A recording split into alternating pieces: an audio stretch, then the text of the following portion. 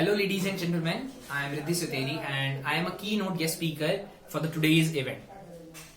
So throughout this event, I was analyzing all of you and I have noticed that you all have got a really great energy today and I'll try to maintain it throughout the event.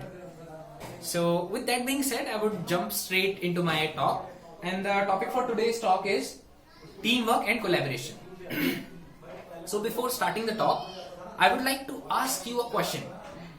So suppose I will be deploying 10 secret balloons throughout an area spanning about 3.1 million miles square, and you guys have to find all these 10 balloons as soon as possible. So you would say it's crazy. Yes. So that's how exactly people reacted to it when DARPA, which is an organization which works under Department of Defense in the USA, announced this program on October 29, 2009. So the motive behind DARPA announcing this program was that they want to mimic a situation wherein there would be a condition where the whole state would be under a attack or the whole state would be under a disease spread. So they would want to know that how people react or how will the system be able to manage that. So they have also got a reward money for about $40,000 for the winning team or for the team that would find all these balloons as soon as possible. So as the program announces, various sections of the US citizens started participating into it. That sections include various computer science engineers, various other techies or persons from various tech giants or even from financial backgrounds as well. So all of the teams were developing complex and logical approach to solve this problem. Like some of the teams were even using satellites images and scanning it to provide or to get possible location or the location where these balloons would be possibly found.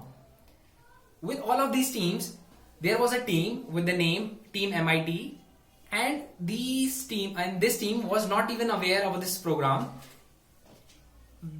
about a week ago till the participation has to start or till the program has to start. So the team was headed by Mr. Relay Crane, and he suggested that we don't have that much time wherein we would be deploying or developing any new softwares that would do any complex calculation or would do any complex mathematics to find the possible locations. So they simply suggested that we should make a website wherein we would be announcing or we would be allowing participants to register for this event, and they will be also referring to their friends and their neighbors as well.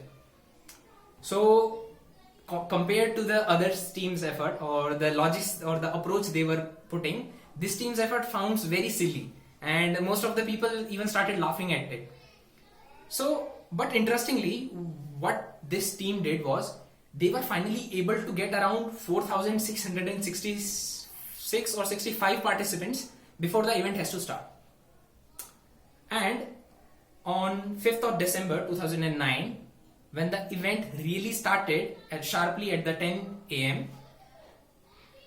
and DARPA was thinking or DARPA was assuming that this event would at least take a minimum of 1 week to complete.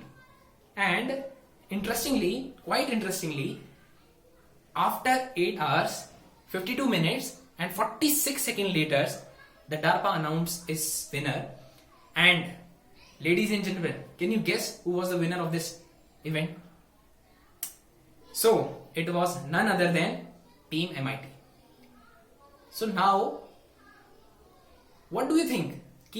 What was that special in their approach that made this team to win compared to the other teams that were putting so much of money, so much of effort or so much of other logical abilities? So let's see how they did it.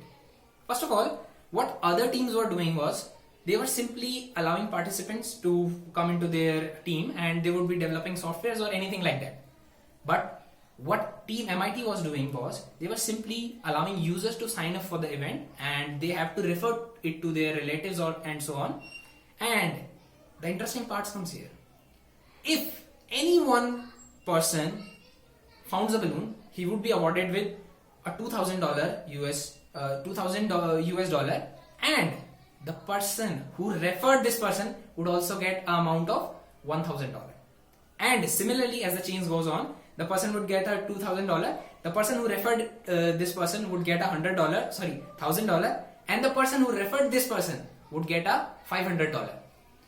So sounds interesting, right?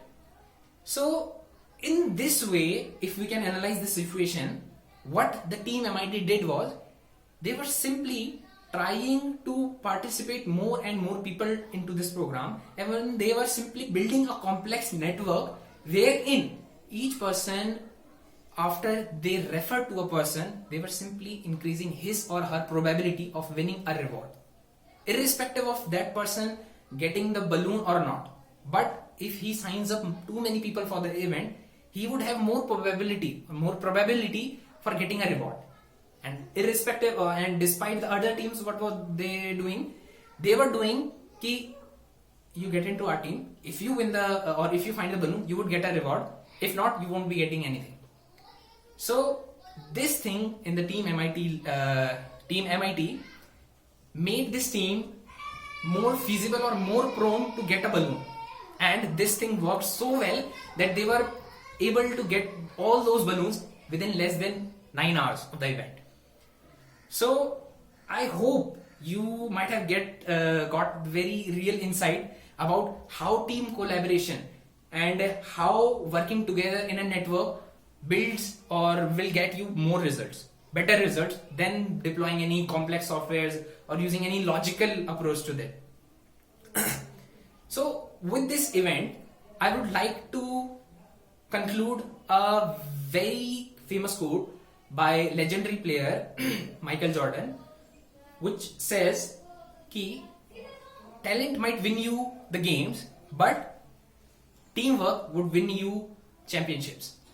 So I would like to rest my talk here, and I hope you might have get any insights from my story, and that's all.